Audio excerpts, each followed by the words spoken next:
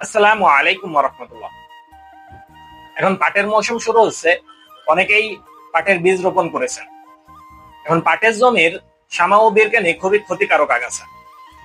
এই শামা ও বিরকানি দমনের জন্য আপনারা ব্যবহার করতে পারেন কুইজালোফপটিথাইল ও ফেনোজাপ্রপটিথাইল গ্রুপের কীটনাশক।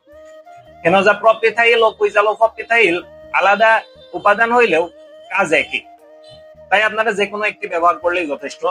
যেমন অন্নদাতা লিমিটেডের হুইল সুপার, গ্রিন বাংলার বিকাশ, এছাড়াও মিমটেক্স কোম্পানির কিউলো, এগুলাতে শামা বিরকানি দমন হবে, প্লাস অন্যান্য কিছু ঘাস যেমন সাপড়ি, দুবলো, এগুলো আপনার কিছুটা কাবু হবে।